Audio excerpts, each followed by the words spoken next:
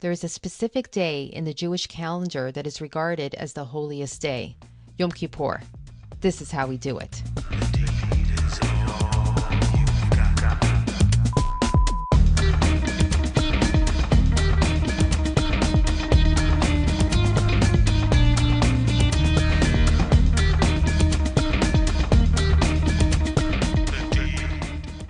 Yom Kippur, which actually means the Day of Atonement, is celebrated on the 10th day of Tishrei, the 10th day of the Jewish year, just after they had come face to face with God at Mount Sinai. They built a golden calf and worshipped a golden calf. Finally, after 120 days, God relented to the pleading of Moshe Rabbeinu that he should forgive the Jews, and on this day he said, I have forgiven them as you have requested, you meaning Moses. So this is a day when we once again ask for atonement for any new sins, any old sins that we may have.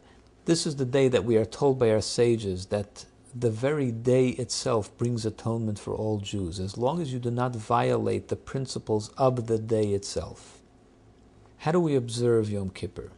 There are 5 principal mitzvot associated with Yom Kippur. We do not eat or drink for the full 25-hour period of Yom Kippur, from sunset on the eve of Yom Kippur until nightfall on the day of Yom Kippur. We also do not bathe or use perfumes or makeups.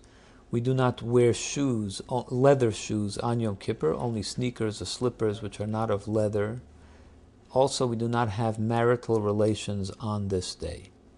What should a person do if they're not sure whether or not they should fast or not? Esther, it's actually an important question. For most of us who are healthy and don't have medical problems, it's really not an issue. We should do it. As Jews, this is what the Almighty wants from us. But what about a person who has diabetes? What about a person who is taking insulin and he's not sure how to manage? What about a person, for example, with kidney failure that requires a lot of fluids for the kidneys to work? We have to be careful because we don't want to be too easygoing and say, oh, you don't have to fast, it's okay. But really, the Almighty wants it and they could have done it.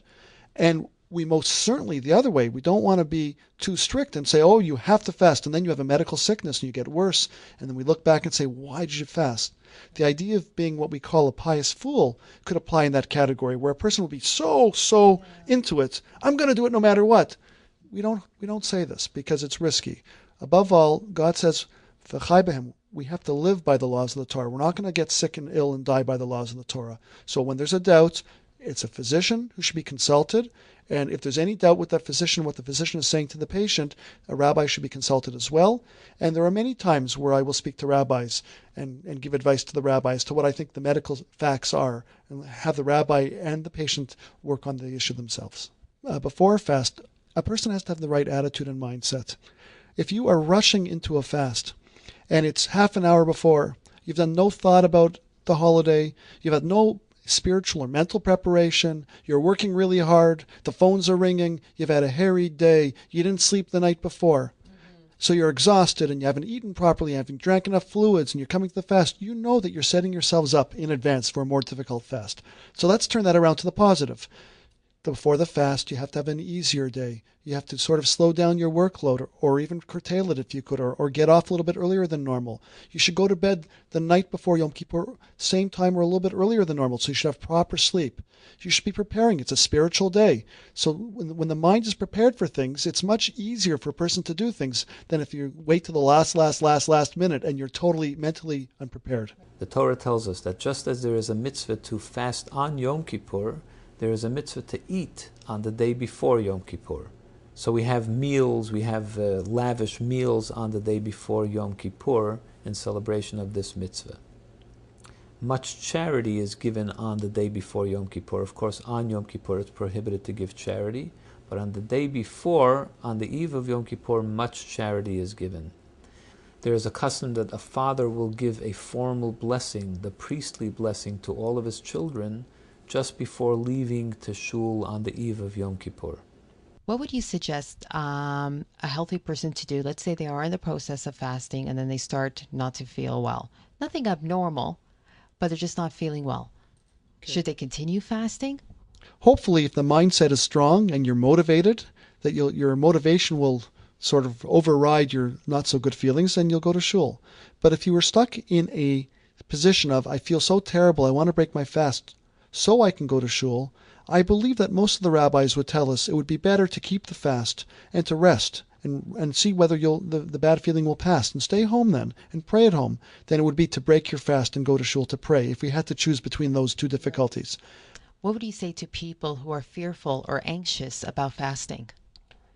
I would say that I've met a few in my life, more than a few.